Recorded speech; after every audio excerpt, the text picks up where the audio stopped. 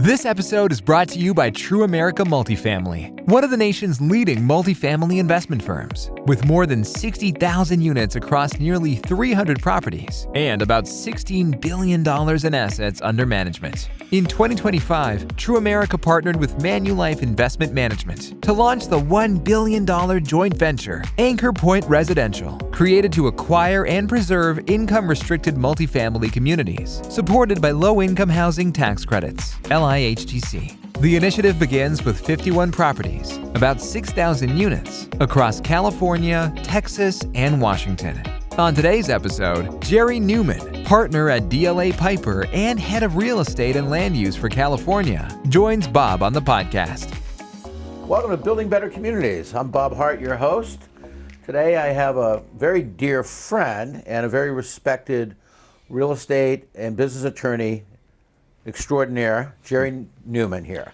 Jerry, great to see you. Great to see you, Bob. Thanks for having me here. It's really an honor. Good way to spend a Friday, right? Particularly a Friday morning. It's a great time to spend with you anytime. Well, thank you. Before I talk to the viewers a little bit about your background, and you can talk about that as well, I thought we'd introduce some of the topics that we're going to cover today, which is a little bit about your career and what's driven that, and how you got from Tucson, Arizona to Los Angeles via New York, right? And how that career has evolved over a period of time, and you've really watched the evolution of growth in Los Angeles and been at the cutting edge of a lot of great real estate projects here that all have their own epic story. Yeah. And so we'll talk a little bit about that. Maybe talk about a little bit about the current legislative environment in trying to both help development coupled with a lot of the regulatory overlay that's made things challenging over really a period of time since COVID. Sure. Some might say I've seen the evolution and de-evolution of real estate of Los Angeles. You've seen all the ups and downs and lived through it. And I've always valued your counsel for a long, long time. And we like to refer to you at our firm here as the fix-it guy. The Ray Donovan of law. As a couple of my clients have said that about me. Yes. Well, you do that. I don't know if you kill anybody or beat them up. We don't talk about that. You have your own way of getting things done very effectively and quietly, and I think a lot of people have come to rely on that and respect you. You've worked for a number of prestigious law firms. I think you, post-Columbia, you worked with Doug Ring, a very famous, noted developer. He taught me a great lesson early on, and he said, Jerry, they can never legislate against relationships. And that's sort of when you talk about fixing it or how you get involved in things. It's about building the right relationships and trust amongst people. I couldn't agree with you more. I mean, our mantra here is we transact in relationship capital at True America. Everybody has modeling, everybody has underwriting, but it's the relationship that maybe they don't have that makes a difference, and you've certainly proven that. So was Doug a client of yours when you were at Shea Gould?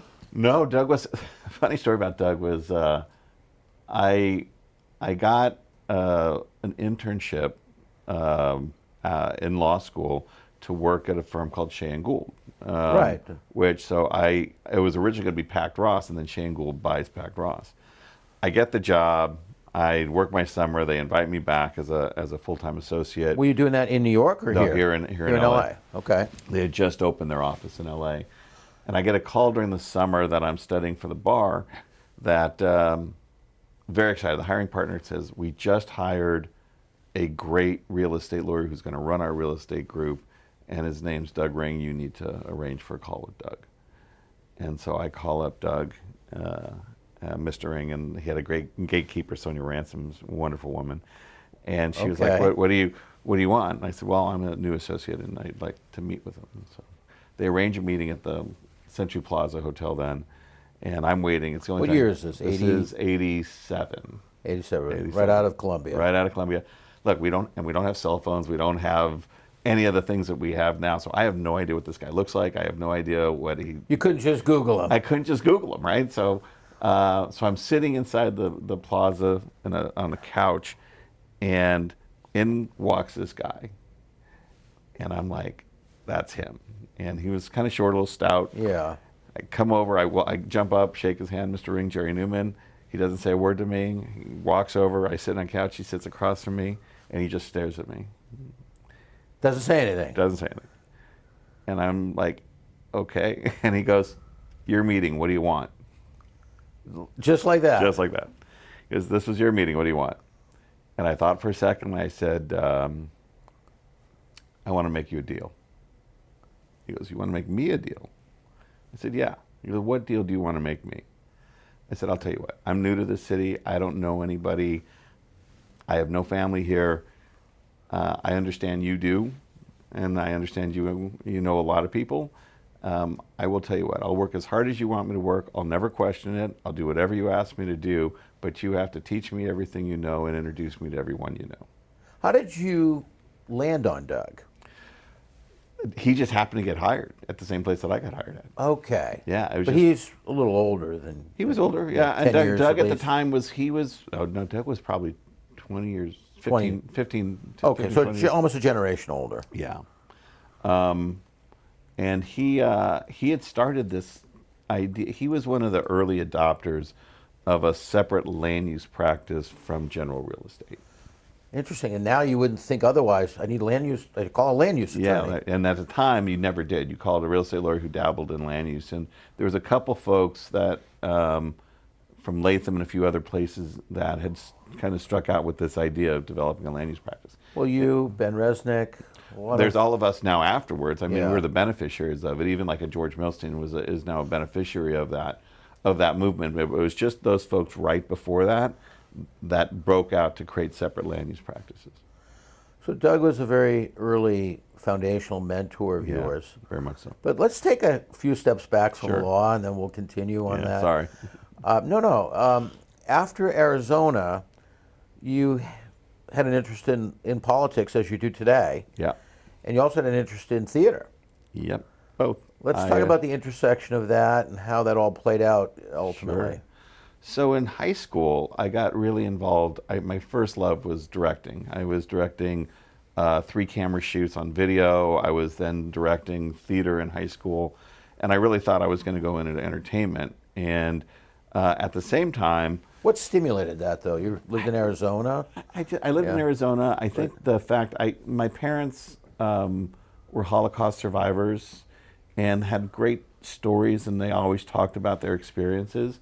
Vivid, I'm sure. Yeah, and so there was a lot of storytelling in my head over that, which I think really sparked some of that creative need to talk about things and to tell the right stories. And so I found that I kind of just fell into it when I got into high school, and they had these opportunities to do video or to do theater, and I just loved it from the get-go. At the same time, in my government class, my junior year government class, a guy named Mo Udall. I don't know if you remember. Famous. Him. So Mo comes to the class. Was he a congressman? Congressman, and Yeah. ran for president, was ultimately Secretary of Interior. Under Clinton. Clinton, okay. And Mo comes to class, and he was the congressman in my area in Arizona. For your district, yeah. And he speaks to my government class, and he was so persuasive that I was like, and my parents had always spoken about the idea of how important government was and how important engagement was, especially given their experience of going through the Holocaust and then effectively feeling like they got a new life opportunity. What country coming were here. they from? Originally, they were from Czechoslovakia. They were Czechs. They were Czechs. And they were able to escape the Holocaust, survive it. No, they survived it. They were Yeah. both in camps. Both started in Auschwitz. They actually, my father had a wife and 3 kids going into the camps. He lost his wife and 3 kids in the camps. And my mom lost 7 of her brothers and sisters and her mom in the camps. And then they actually met after the war in Sweden because both of them were rescued by the Swedish Red Cross. Were they children at the time? No, my father was 30 At the time? at the time, and my mother was 22. My father, they were adults, yeah. yeah, my father would be 116 now, I think. Something like that. Wow. I've had other people on the podcast whose parents were Holocaust survivors, and it definitely has an effect on the psychology of the children and how they think about their lives. And how would you say that affected your life? It had a number of effects. I think the most profound effect was probably the intense need to be civically engaged and to give back, to find ways to give back. I think the idea that they survived for a purpose, and whatever purpose that is, I have to carry it on and find that purpose as well. And I think that drives me to try to do a lot of different things and engage in a lot of different ways, and to be there for people. I mean, you said I'm a fixer. The reason to fix things is to help people. Yeah, and you seem to take on tougher things to fix, from what I've noticed over the years. Yeah, I think my hallmark has been my creativity and my capacity to think outside the box and take disparate things and put them together in ways that allow things to happen. So you're using those theater skills, Jerry, because you're bringing that aspect into the legal area, into land use. Oh, I view. So the government side. So and I'm going to knit for you. The government side was, so Mo gets me interested in government, so then I get involved with showing up. And did you get to know him? So I got to know him, and then I started doing campaigns, local campaigns for city council members, and then I got to know the states, the U.S. senator from the state, DeConcini. I knew some of his folks. One of his chief guides had gone to temple with us. I'd gone to our synagogue, and I decided I wanted to go work for DeConcini, and this is now starting and getting in involved D.C. or in D.C. In D.C. So as I come out of, and then I did that in college, and so I've had this theater experience, and then this experience. So you worked on the Hill? Yeah. Oh. Yeah. And then I had this experience in D.C. working in government and seeing how legislation happens. So when I get into practicing, it dawned on me that the real estate development and the art of creating real estate development and get projects through the process is really the same thing as storytelling. It's an art. And so I view every project as a play. We effectively, in my head, write a script of how we're going to evolve the project. The project's the central character. You have these ancillary characters of the government, of the civic-minded people, the neighbors, anyone else that's involved. You have the architects, engineers, everyone, and you're orchestrating that cast around that central character, which is the project, to have that project change to become its best self at the right moment when you have to get it approved. So if I correlate it to writing a screenplay, there are those that bring in a Jerry Neuman early on before the script is being filmed, and those that bring him in after, where you have to fix it. Exactly, and those are, and we've done both, and so it's easier if I've written the script and we follow through. And if you ask anyone that has worked with us from that standpoint, they'll tell you our script never really, it has small deviations, but we always, the story arc stays the same. Those people who brag me in to fix it at the end, God, you're creating a whole different arc, and you're rewriting that script, and you're bringing in new cast and new characters, and you're getting different people involved to make it so that that project sees its best day. So when you finished Arizona, you did a little bit in politics for a while, and then you moved to New York. I moved to New York to work in. So then I go to New York to go to law school. I stayed. Oh, okay. You went right to law school. Yeah, okay. I left after I was in D.C. for a little bit, and then I stayed as a legislative aide for the senator during summer, and then I go to law school and I keep writing for help him out on some legislation, and then I get immersed in law school, and then while I'm in law school, if I'm being honest, I didn't go to class or read or do any of that stuff, and so I kind of... Wasn't interesting to you? Or you were distracted? The truth is I have really bad dyslexia. So that's your disability? Yeah. You'd never know it? Yeah. You've overcome it? Horrible dyslexia, and reading is really, really difficult for me. How the heck? I mean, law is very tedious. A lot of people can't handle it. So I didn't. I stopped, first semester I was 3 weeks in or 4 weeks in, and I was 1,000 pages behind my reading. I just couldn't keep up. So I always compensated through analytical skills that allowed me to put things together as I heard them, and I was an auditory learner. And so I made it through my first year, and then my second year, it's just like, I'll go to class, I'll listen to what's going on for the most part, but I'm not gonna read anything anymore. I'm just done reading. So I stopped reading.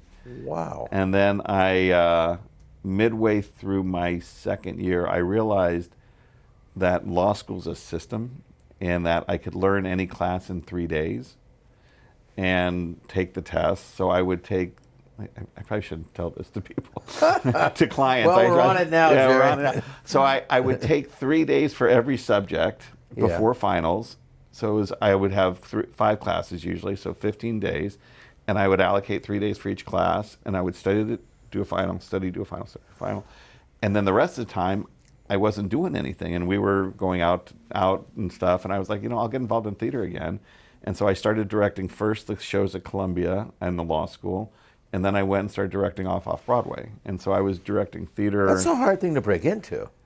It was, I started it because I got into it initially because the way I broke into it was I produced the show, and I got some investors, and I got a writer. What was it about? What was it called? It's called The Paleontologist.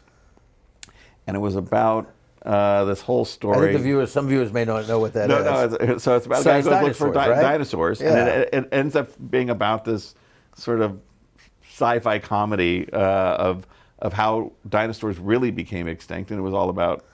So you were an early mover like Jurassic Park. No. You're like a Spielberg. Yeah, so it was funny. And that's how I got into it. And so I started doing that, and I was doing shows while I wasn't going to school. Well, you were following the Neuman method. Yes, I was following my I think method. there's a book there, Jerry. The Neuman method. The Neuman method. That's great. I'll have to write that.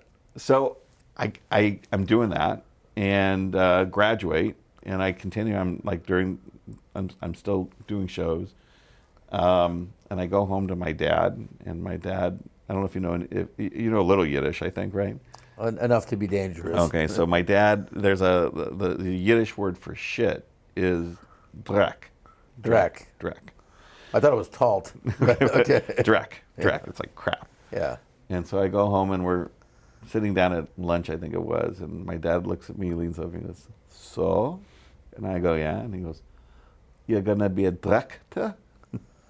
Oh, wait. Was he making a pun on words, or did you mean? He was making the pun. He was like, "Are you going to continue in the shit, or are you going to go and do what I paid your law school for?" He had been thinking that one up. He had for a while, and so I said, "No, Dad, I get what you're saying, and I'm going to go practice law." And I had gotten the job at Shea and Gould, and so I went to practice. And did you sit for the New York bar as well as the California? No, bar? I knew I was going to be in California. What was the impetus to come to California, though? That because you hadn't any relatives here, you hadn't worked here. I loved the urban environment, and I always had Arizona wasn't quite as urban then. Right, it was the Wild West. It was the Wild West. Still right? like the Wild West a little bit, yeah, but it's expanded a lot. Especially around Phoenix, which I hated Phoenix. Growing up in Tucson, you hate Phoenix, but Phoenix never knows you hate it. Well, Tucson always has had more of a small town western feel to right. it. It's exactly that. And so, growing up, I was like, we would come to L.A. There's a whole story behind that kosher meat, but it's because they remain kosher. So my parents were kosher. My dad. I digress a little bit. My dad has a fight when I'm 8 years old with the only kosher butcher in Tucson. And I remember I'm getting a Coke. It was Al. Al sends me over to get a Coke out of the machine. Yeah. So the old Coke machines, you remember, they would have bottles in them, and you they make a lot of noise. Right. So the bottle would come clanging down. Right. Yeah. So I'm over in the corner. I'm getting the bottle out, and I hear my dad go, "Al, I saw you do it." And I was like, "I didn't, Meyer." He goes, "You put your thumb on the scale." And he goes, "Al, I'm never buying anything from you again." So from that time on, every vacation we had for the next 10 years was to come to get kosher meat. Was to buy kosher meat here in LA. We would drive the Oldsmobile out. We'd stop. A station wagon or a sedan? Just the sedan with those huge trunks. With a big cooler in the back. At first we didn't, so we would come out. We'd arrive on Friday morning in the Fairfax district, He would go to the kosher butcher there. He would buy a side of beef. They would freeze it over Saturday. Sunday morning, we'd throw the frozen meat in the back of the trunk of the Oldsmobile. We'd go like a bat out of hell back to Tucson. Right, 'cause that's a big thing to put in even a trunk of a car. Yeah, but it'd be sliced up in all kinds of different things. okay. Right? It wasn't the whole. So it would be sliced, but we'd throw it all in the trunk and we'd hightail it back to Arizona before it melted across the desert. Non-stop. That's about a 9-hour drive? Oh yeah, I mean, if like you'd be driving, you go, Dad, I'm hungry, and her mom, and my mom would reach in the back and grab a salami and go, yeah, have a salami, and she'd cut it off, right? So you learned how to improvise. but so in that coming back and forth to LA, LA was this magical golden place. This was early 80s or late 70s? No, this is 60s and the 70s. Oh, this is when you were a child? From 8 years old to 18. Ah, okay. So we're coming twice a year here, and we'd only be here for a small, like those 3 days, and it was always this like dreamy place. Yeah. I would know I'm in LA because I would come in on the 101 and I'd see the Capitol Records building, and with the spire, and it looked like records, and I knew the Beatles had recorded there, and so it had a cool vibe. Had this cool vibe, and then he had some friends. They had different friends. From sort of in the Jim Morrison era. Right. So from the old country, they had friends, and some of them had made it and lived up in Beverly Hills, and you'd drive up into the hills or into the flats, and you saw these mansions and these houses that we would never see in Tucson. And so this place had this allure of creativity and of both the urban aspects of it and sort of this magic of what LA always felt like then, and this sort of golden hue to it. And I just said, I want to be there. You were drawn to it. I understand why. Yeah. When you made the decision to move here versus move back home, was that difficult for your parents?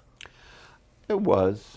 I think they understood my drive to do more and to be in a bigger place. My sister and my brothers they're still in Tucson, so it wasn't like the whole family was gone. But, okay, but you're not that far either. I wasn't that far. It was an hour flight because right then Morris Air and then Southwest started flying there. Morris Air, oh my God! So little things you'll remember. So here we are. You've gotten the theater. Yeah. You out of your system, a la your dad. And I've still written. One day I have 2 plays in my head that eventually I want to do. I think that would be awesome. I think it would be great. But yeah, so I get it out of my system. You got it out of your system, and you really buckle down to, big name firms. I mean, Shea and Gould was a big name firm. They got subsumed, I guess. Well, they kind of blew themselves up as Shea, who Shea Stadium's named after. Oh, I didn't know that. Yeah, that was the founder of the firm, and Milton Gould. And as they had aged, the power of the firm kind of dispersed between Miami and the New York office, and they had a big fight, and they blew the firm up. So you ended up going over to Alan Matkins. Ultimately, I ended up at Alan Matkins. Mike Matkins. Yeah, with Mike Mack and Fred. Were you a land use guy then, or were you just doing real estate, or what were you doing? I had a land use practice, having worked with Doug for years. You were an associate there. And I'd become partner at the previous firm, which was Mitchell, Silverberg, and Knupp. Oh, predecessor of... So what happened was, it sort of goes like this. Shea and Gould blows up. Doug Ring and the other partners put their name on the door. We kept the same space, everything. They just changed the name on the door to Goldmarks, Ring, and Pepper. They then got bought by Mitchell Silverberg, and now I'm about a 6-year associate. I'm at Mitchell for 2 years. They make me partner. And then the next year out, or a year and a half out, Doug was starting to slow down a little bit and trying to think. His father had passed away, and he started working with... His father was Elias Ring? Oh, yeah. Yeah. No, Ellis. Yeah, Ellis. Yeah. And he started then moving into that business and becoming more involved in their apartments and the work that they had been doing. And so I was like, I got to have my own practice. And Doug had always said, my job is to make you so you can tell me to screw off in 10 years. He used a slightly different word, but... so he could. Yeah. Doug used to tell me that all the time. So I had then built my own practice a bit, mostly because it was interesting, not as much in real estate as it was in every other business, because this is now the early 90s. If you remember the downturn in 91. Sure, I lived through that. I was a bootstrapped investor developer. Really difficult. I think Probably one of the most difficult downturns I think it was the most difficult. in all the ones I've seen. It was the most difficult. Well, LA got in late after the thrift and loan crisis, but because things were good here until maybe early 90s, and then they were going down before you knew they were going down. And then the bottom fell out. The bottom fell out. I literally did no real estate work for, I think, 2.5 years. And so I had to fill my plate. So I started using the connections we had started making in local government to do government contracts, government investments, government, franchises. Because liquidity had dried up. You had the Rodney King riots. You had the OJ trials. You had the earthquake. You had the loss of aerospace jobs. Correct. You had so many events that affected Southern California's economy. 100%. And so you had to make do.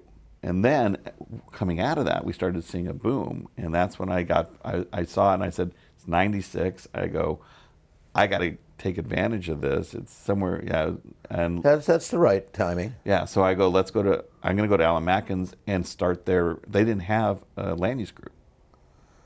Okay, so you were doing more or less some corporate work and other things. And then I was like, but I always kept the government connections and had built even more across the whole basin. At that point, I had worked in almost every of the 88 cities in Southern California. And so I had this kind of network of political and bureaucratic kind of individuals who I could call on to support anything that we were going to do. And then as real estate was coming back, I said, now's the moment. So I went over to Alan Mack and said, I'd like to start your land use practice, or they had connections. I'd like to do a land use practice. And so I went over there with a summer associate and built it. 4 years later, we had, I think, 17 land use lawyers. That were all. This is mid-90s starting? Yeah, mid to late 90s up till early 2000s. So you were in I was there for 14 30s. years. Yeah, I was there for 14 years. Yeah, so that was a very formative part of your career. Yeah, huge. And it was also a time when LA started to redevelop post the thrift and loan crisis. Exactly. So you started seeing what Hollywood was doing. And so I was touching every project in Hollywood. And so I saw that first iteration there. And then we started doing downtown. And then we were doing we did all the work in Glendale. I did a 6 million square foot entitlement for Disney in Glendale. So it's, What was that for, the animation studio? Yeah, GC3. It was. I remember when they split that out. Yeah. I spent a couple years at Disney after business school. Oh, that's great. I remember you after Alan Macken's when I met you when you were at Shepherd Mullen. What prompted that transition for you? Alan Macken's was. Shepherd Mullen was looking for someone to really come in and do their land. Shepherd Mullen is a national firm, whereas Alan Macken's is a regional firm. Yeah, but and Shepherd Mullen was reaching out because one guy was retiring and they wanted to bring in a real land use practice. They felt as was being sold to me at the time, and I saw an opportunity for a completely different platform, and to move the practice from, as you said, a regional firm to a national firm. And to really broaden that horizon, because I see land use. Everyone saw land use as hyper local, and I see land use as a skill that can be applied anywhere. And so I thought, but the relationships are not necessarily transferable. No, but how you gain relationships is, in that sense, from a political standpoint. Like I can connect a relationship here in California to. Because the networks of politicians and bureaucrats, they all know each other. I mean, these are all ponds that they swim in. So I have someone here that will connect me to someone in Florida or Chicago or wherever. And then how you engage with and talk to them and engage in politics and the discussion of politics and policy is transferable to anywhere. And so I saw that as an opportunity to help local practices grow and to be more engaged. Beyond just LA. Beyond LA.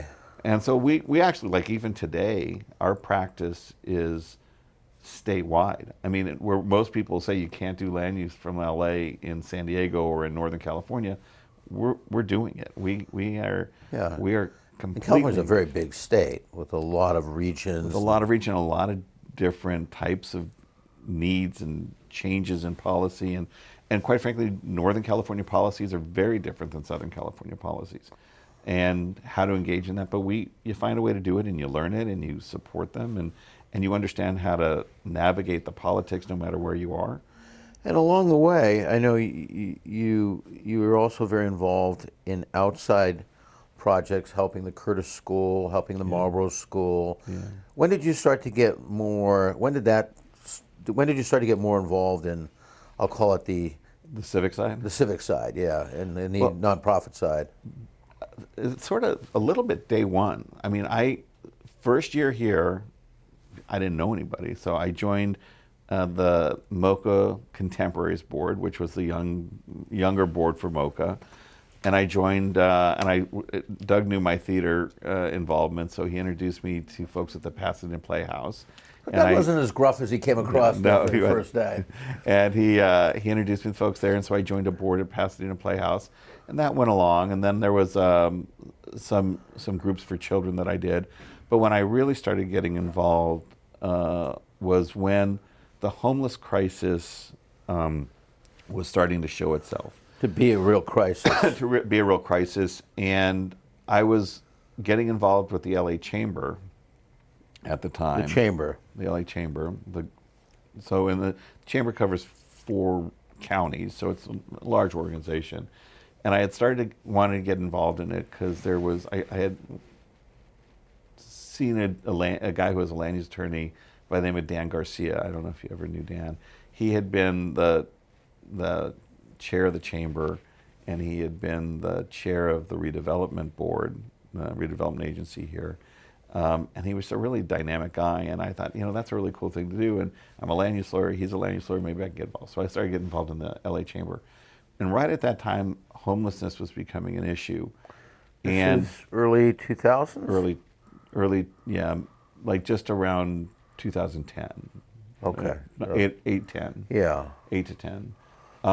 Kind of when the whole adaptive reuse movement was in full gear. Exactly. And I remember myself, I was involved when I was at Kennedy Wilson in the redevelopment of the Mobile Oil headquarters, which became the Pegasus, and that's when my own awareness. And you started getting involved in Chrysalis. Yeah, in the mid 2000s. Right, in the mid 2000s, and I saw some of it firsthand. Right, and so you were seeing that, and I was seeing it too, and I'll never forget. I was driving down the road with my son, who was about 4 years old, so that was around 2004 or 2005. And he asked me, we saw a homeless guy in a tent. No, they didn't have a tent, he was just sleeping on the sidewalk. Downtown, No, Hollywood? In Hollywood. Hollywood. Not far from our house. Yeah, you live in Hancock Park. Yeah, and he says, Dad, where does that guy live? Yeah. Or where's his house? And how did you answer him? Having to explain that he didn't have a house and that he had nowhere to go and didn't have a family like my son did. And I could see that he couldn't even fathom that. And he'd never seen anything like that before. And I said to myself then, if I can do anything about this so that a dad doesn't have to describe that to his son anymore, I want to do something. And then about a year later, I'm at a chamber meeting, and the United Way comes in, and they make a pitch to do a new venture between the United Way and the chamber to do a quick study and give the then mayor, I think it was Villaraigosa, a report on solving homelessness. And they asked for volunteers, and I volunteered to do it. And so we had our first, so it was the head of the chamber, the head of United Way, a person from the United Way and me sit down, and I said, look, I'm happy to do this, and I'll chair this for you, but it's not a 3-month thing. We're not just doing a study. We're going to go after this problem, and we're going to form a task force, and we're going to take it on for real. What was that called? So it's called the Business Leaders. We called it the Business Leaders Task Force on Homelessness. We created a 12-member committee. it became what's now known as Home for Good, and I chaired it. And in our first, we redefined, like what you hear all the time, permanent supportive housing. We coined that. What you hear. It wasn't a category people now didn't think it's a about category. Now it's a category. So those phrases we created, and we created a whole new system. We redesigned the federal government's information system. We worked with the federal government to redesign their information system on how they collect information on homelessness. Because it's through census data or through? It's not. It's through these surveys that are done, and then it goes into a system, and it's called an FIS system, Federal Information System, and nothing was connected. No one had access to the data. No one could use the data. And I said, look, the only way to solve this problem is to do it through gaining data and understanding where people live, why are they there, getting true information, and then you can attack the problem. So we created a whole system of gathering data, which is what we partly know now where everybody is. And in the first long before AI. Yeah, and in the first 10 years or 8 years that we were doing it, we saw a significant reduction in homelessness. Because what we said was a little different. What we said was, we're going to attack this problem differently. Rather than do it from a policy perspective, we're going to look at it from a solution-based, based upon data perspective of how do you solve the problem. And we're going to tell the politicians and everyone else, this is the way to do it, and we're going to hold them accountable. And we're going to be an outside force that points to their accountability. How did the data inform that? Like, what were some of the things that you were collecting? How long are people on the street? What is the percentage? You actually people were interviewing. Yeah. What percentage of those people are willing to go into housing? How long do they stay in housing once they're put into housing? Where do they live? How long have they lived in the area? Are they transient? Did they move? When was the last time they moved? Like a focus group almost. Yeah.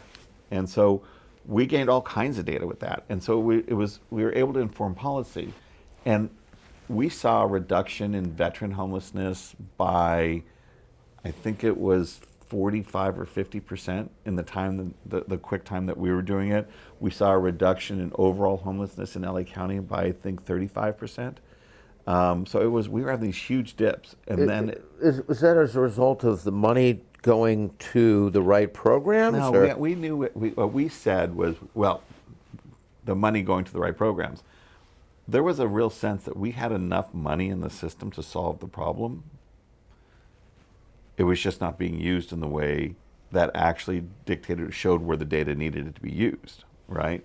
And so we started having new alignment of how to use the money. And so we saw that. The problem on that front was we didn't do enough analysis on the input, on how many new people were becoming homeless. Well, that's the problem. That's even all the work that Chrysalis does to get people off the street through training and jobs. Right. For every 2,000 or 3,000, 6,000 new ones into the system. And if you remember what happened around 2015, 16, I think it was, a little later than that, we had a new program of a state mandated program based from the voters on prison releases. So we changed all the policy. And there was a huge backlog of prisoners who'd been there a while and didn't really have any homes. Yeah, they weren't going to homes. They weren't when going they to started work. getting released, we saw this huge wave of homelessness happen. We were also at the same time having some economic crises, and we were seeing rising rents, and so there was a lot more happening. You also had the inflection point of a lot of military activity in the Middle East over a period of decades, and creating a lot of homeless veterans. Right, bringing that down. And so we had this tidal wave of homeless people hit us, and at the same time, now I'm editorializing a little bit because I'm a little unhappy about it. The system that we had created as a third-party accountability system, an outside-party accountability system to government and others, the United Way in many ways shifted it, and it started looking at it from an advocacy point of view and not an outsider point of view, and started becoming part of a system in my mind, that bought into more of the enabling the problem than it is Right. solving the problem. Well, if you look at, let's look at San Francisco for a minute. Michael Schellenberger Yeah. wrote a very famous book called San Francisco. Right. And it's all about that, because what he contended as a progressive himself, a former progressive, Right. that the good intention programs of allowing homeless people to remain on the street, to allow Yeah. petty criminals to go, Yeah. to allowing open drug use, at the end of the day, did not help the people that were affected by it, but didn't help them either. Right. And this was pervasive in Los Angeles, the Bay Area, Portland, Still and is. Seattle. In Los Angeles still And is. LA is probably struggling with it the most. Yeah. Yeah, there was an article I had read that talked about the cross section of progressivism with a interesting with a cross section of folks in California that believed in individual rights. Sure. Right? Like a weird form of California libertarianism. And that cross section created this thing where you said to people, hey, if they choose to live on the street, Yeah. that's their job. Didn't That we should play allow out in an epic piece of litigation in Idaho Yes. that Gibson Dunn was involved in, Yeah. I believe? Absolutely, which has led to a lot of the cases that have come down from there. And how did that go down? I'm trying to remember that whole thing, because it set the tone for It set the tone for some of the about the revision right stuff. to live on the street. Right, the right to live on the street. on because- the sidewalk. On the sidewalk, yeah. And it played out because when they said you're not supplying enough housing, Then here we are. then here we are. Then you got to let people live in the public spaces when the public isn't doing enough to provide housing. Well, at Chrysalis, one of our requirements is to join the board or to be honored by Chrysalis is to take a tour of Skid Row. Yeah. And when you do that, particularly in the morning, Oh, it's eye-opening when you see tens of thousands of people living on the street. And you even see, I remember when I toured it, but this is going back 20 years ago, plaques saying designated sleeping area. It's like do not disturb. well, if you tour in the morning and places times like that, you see that. If you see it at night, it's a wild. I can't even describe it that way. It's a subculture. But when you see the predators that come in, and the folks that are preying on the folks that are homeless, and you see the way the homeless people Drug have dealers? to react to that. Drug dealers. There was a woman. I mean, the stories are epic. There was a woman who lived in Beverly Hills. Mercedes. A homeless woman. No. Oh, okay. She would drive her Mercedes Oh, to the edge of downtown.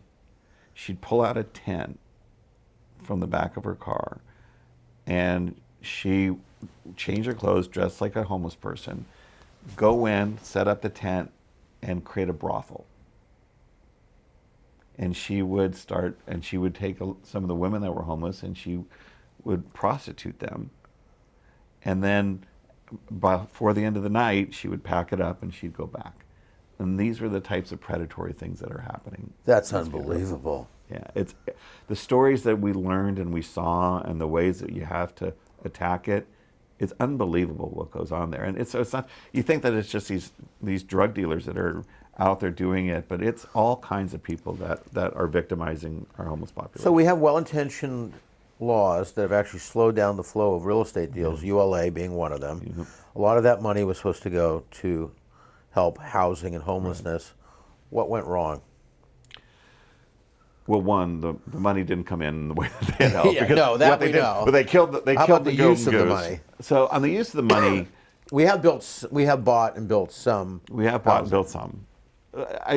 What you do, you go back before ULA and the bonds the bond issuance, Bond measures? the bond Yeah. measures that we created, and the the half-cent sales tax, which is, well, it was quarter cent, now it's more, now it's half-cent, that we did. I would pay a full cent if you could reduce the problem. Well, but what? Or more. Yeah. The problem is in order to pass those and get those done, you attach union labor requirements to it, you attach social service requirements to it, you attach a lot of different things. So like on the first bond measure, we created we were like, so now United Way's shifting and becoming more an advocacy kind of organization and looking at it from the perspective of the provider as opposed to the perspective of Is that on a national level they're functioning? Or here in locally. LA? They're a big force in LA. Yeah, and so they're looking at it now, where we were with United Way looking at it from an outside, sort of, we're going to keep we're going to look at it and keep people accountable as a third-party accountability group. They're now an advocacy and provider group, right? So now they're looking at that, and as we get $1 billion passed in terms of a bond measure and more money coming in, and we pull into a group of 50 that starts figuring out how we're going to... This under Garcetti's term? Yeah, how are we going to divide up the money? And all of the different categories of people that have where the money has to go. And as you look at it, very little went into prevention. Very little went into actually, a lot of it, mental health. There was some aspects of it, and a lot of it went into some of it high cost development of housing. I mean, the system's a little different than that because city dollars go into housing, county dollars supposedly go into services, right? So there's a split. And people don't recognize that. So when you get a half-cent county sales tax or a quarter-cent county sales tax, all that's supposed to go into services. Bricks and mortar stuff can only come from the city. County found a way through their mental health budget, to do these investments. So it was into housing, because they found that if you house a person, that their use of the county health system and the cost of the health system goes down by 90%. By just having them in housing. They're less needy for services. They're more contained. And they tend then not to use an emergency room as their primary medical care. There's all kinds of things that go along with that. And so but you asked me what happened with the money. So the money gets sort of divided up. And I think with all of the attendant, requirements, like for instance, the way in which government requires the money to be spent and how they have to be spent on, and how they pay it out. You're building you're building a homeless housing project.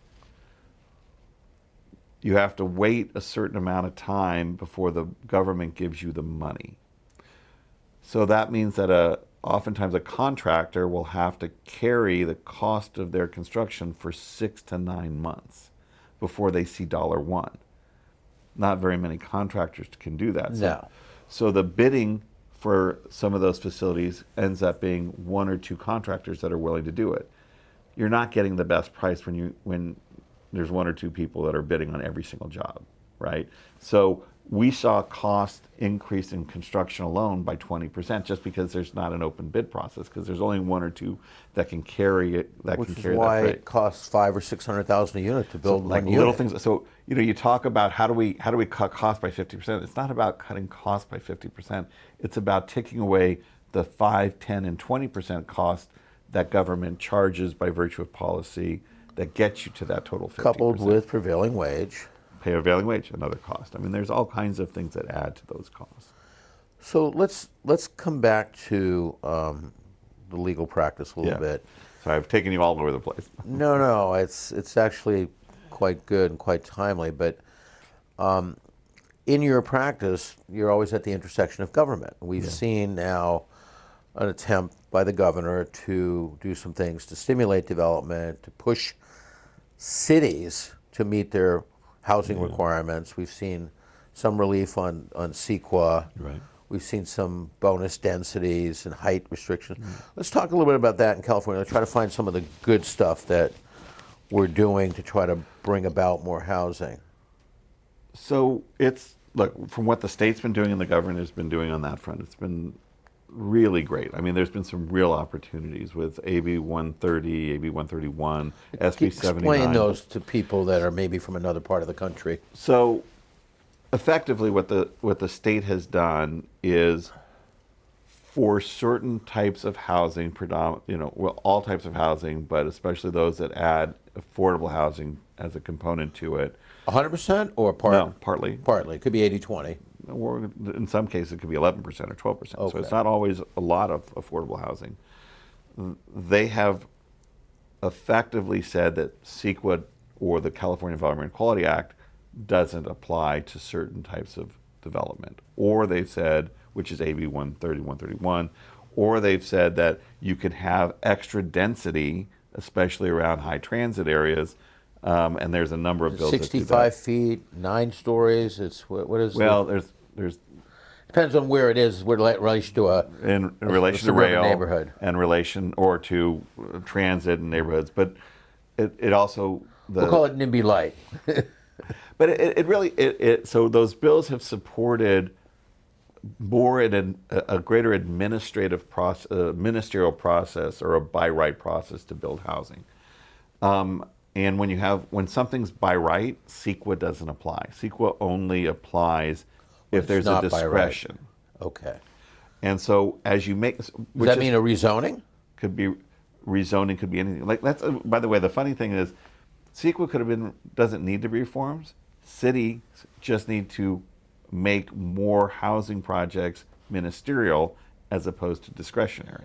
Do you feel that since the massive fires that occurred in Pasadena, Altadena, and Palisades and Malibu, there's an attempt to do that, or is that just an emergency measure that's gone on that's allowing a by right redevelopment of homes? You know that I think. Or is this a real sea change? No, I don't think it's a sea change. I think what's happened with that is it's indicated some ways that you could help the process that they hadn't understood before. Ways you can streamline permitting, ways you can use AI in review of plans and plan Well, checking. that was all part of this ULI study with Right. UCLA. And so I think it's implemented things like that. And so is it a sea change? No, but it's provided a window into new ways of productivity, especially for government, that can reduce time. How about the professional certification of the plans?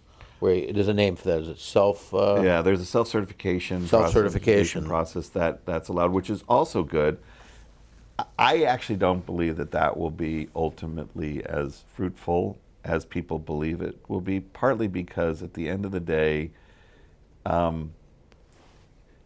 I can certify my plans, right, and say that yes, I've met all the requirements and it's structurally sound and all those things. But the inspectors are still the inspectors. It always comes back to the people that are holding the rifles. That are holding the rifles, and they're the ones that are on the street. And now they're just looking at my plans, but they may have questions, and they may have different ways of interpreting, and that's where that's oftentimes where the rubber hits the road. But back to the state laws. I think the state laws have done a great job in opening some of the pathways to develop new housing. Problem is, at the same time that you're doing that, you have many, especially in the city, as it relates to the city of Los Angeles, activist politicians who don't really understand how economic development or community development works, and have really been elected oftentimes as activists or to press social justice issues. Not that those aren't important, but they view that as their job as opposed to building communities. And in doing that, they are implementing policies that create greater costs to the development. So now you've opened up the stream for development, but now they're instituting measures that create costs on those development, which then cools it down again. It's a very, very telling statement about well-intentioned And it policies is with bad outcomes. with bad outcomes. You've done a lot of, you've been involved with a lot of transformative development as an advisor, client, and scriptwriter. Scriptwriter. Yeah. Let's talk about a few of them. I know you were involved with Capitol Records redevelopment, Yeah. Empire Center, Yeah. Del Mar Station, Yeah. Great places. Disney's Grand Central Campus. Campus. What were some of those collaborations Hollywood like Island. with architects and government and community, and how do we learn from them? So one of the first ones I did, one of the first huge projects was Hollywood and Highland, which is now Ovation Hollywood. Trizicon project. Trizicon project. The lesson learned there was you had a politician, Jackie Goldberg, who was at the time considered the most progressive politician. Highly activist politician. Highly activist politician. What Jackie knew that somehow has not translated to today's activist politicians was that unless I have economic development where I'm creating opportunities for jobs, my desire to have higher wages or anything are meaningless.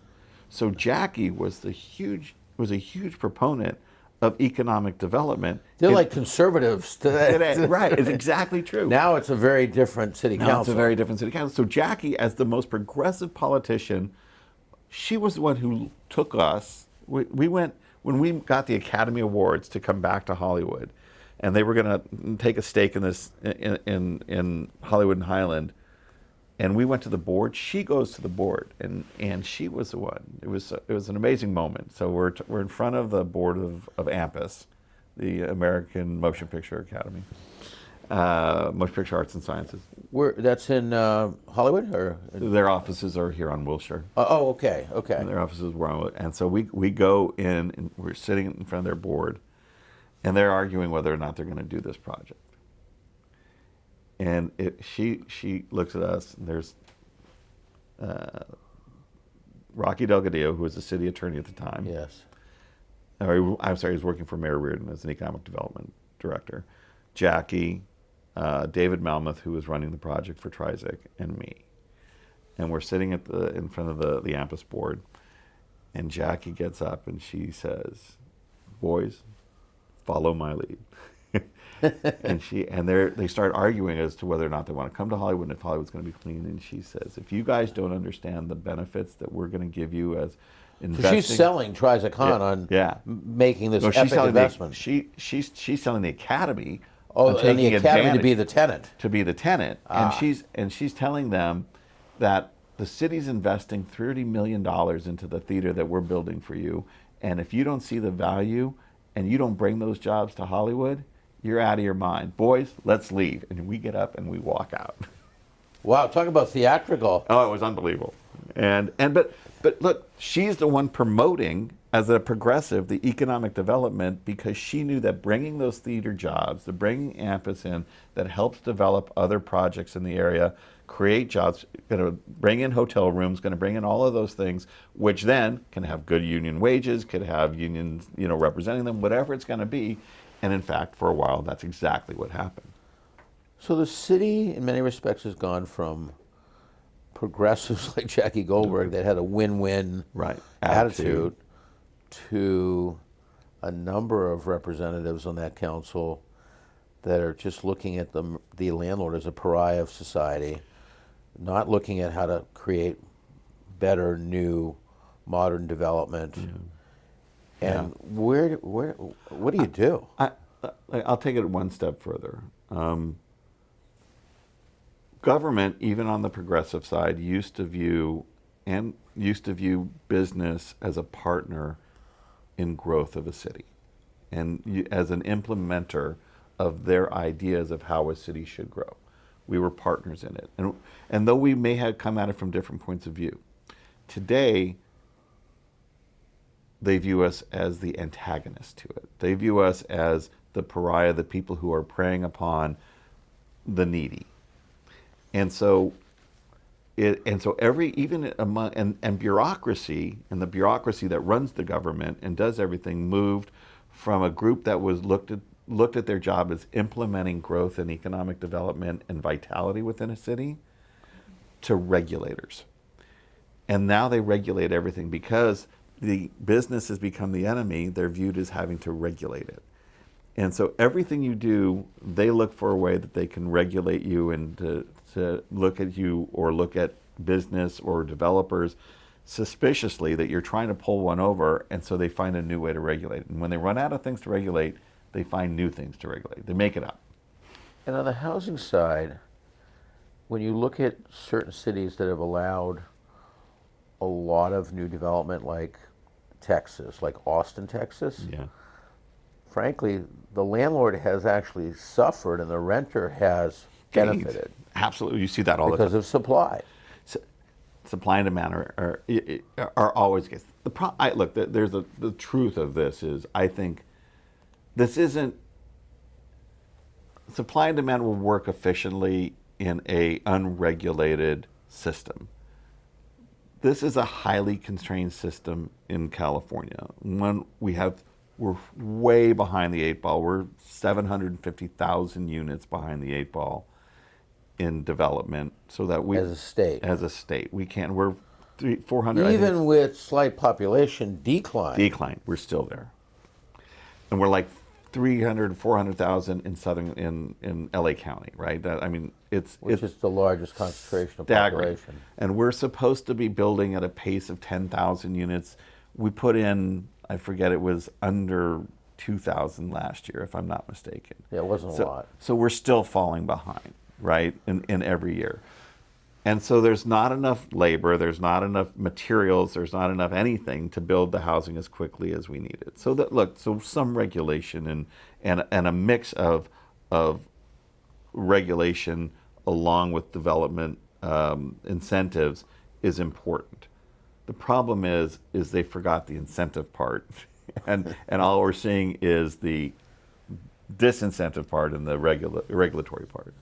Well, Doug was an epic developer of his own sorts, Yeah. his family. You also had other early mentors. I think Ira Yellen was one of your early mentors. Yeah, loved Ira. And I think you could maybe talk about that and reflect a little bit more on some of the ways that you applied their techniques, I guess, to some of these projects in terms of whether it's legal practice, compromise, or just purely vision for your clients. Yeah. How did that play into it? Ira was Because he did a lot of interesting things. he did a lot. He was a man before his time, and he really set the framework. I think without Ira Yellen, we wouldn't have adaptive reuse in the city. So he was really an early mover when Reardon was putting through the adaptive reuse ordinance. Yeah, and it was sort of his idea. I mean, he goes and buys the $1 million theater building, which is the old, the $1 million theater above, and it was the old MWD, Metropolitan Water District headquarters. I remember. And so he buys that building, and along with Grand Central Market, and that was one of the first projects I worked on, was the redevelopment of Grand Central Market, and the $1 million theater building. And a very successful project, I might add. And we did the first public-private partnership in that parking structure, and that was the first public-private partnership in LA, and that was the first one that I worked on. That was Ira and I did that together. It's still very vibrant, And it is. It's an amazing facility. The housing was, I think it's still pretty successful on the housing side, on the apartments that are above. But that was an adaptive reuse of a building, and through that, they started. That would have seeing, just fallen to the wayside. So Ira really showed that you could do that, and he pressed that policy. So the idea of being creative in thinking through how do you take urban forms and reestablish them for new uses really was cemented in me by Ira. Doug was about the bull in the china shop and getting it done and using the various resources to do it, and I learned a lot from him in that perspective. And Doug, I think he was at the edge of creativity in how you look and bring apart projects. But what Doug did show me in many ways is the capacity as you're a land use lawyer to be an entrepreneur and to think of things from a business perspective. And it got me thinking, and I kind of, through seeing how Doug was a business guy as well as a lawyer, made me think about it a lot. And I learned early on that I'd rather be on the income side, of a financial statement than on the expense side. So if I'm not making you more money than I'm costing you, you shouldn't be hiring me, right? And so I view my whole job, and I tell all our people, that's our job. Our job is to find ways to make our clients more money, right? And I think I got that from Doug. That's maybe the healthiest statement I've ever heard come out of an attorney's mouth in a long time, Jerry. That's very humble. But you have a lot of passions. You've done a lot for the city. I know you were, or still are, very active in the Hollywood Chamber. Yeah, I was chair of the LA Chamber for, The LA Chamber. I was chair at the LA Chamber, and still am very active there and involved in the executive committee work. And then I now chair the Hollywood Chamber. So you're the chair of that. I'm now chair of the Hollywood Chamber. I am the secretary and incoming vice chair of U.S. Vets, building affordable housing for veterans. And we're starting to do some of that here at the VA. We're part of all of those development. Yeah, the Tom Safran's projects there. But and we're partners with. It took litigation to get that moving. Yeah, it was ridiculous. I don't know if have you ever toured that facility? I hope to soon. I know the gentleman who was working on it for Tom.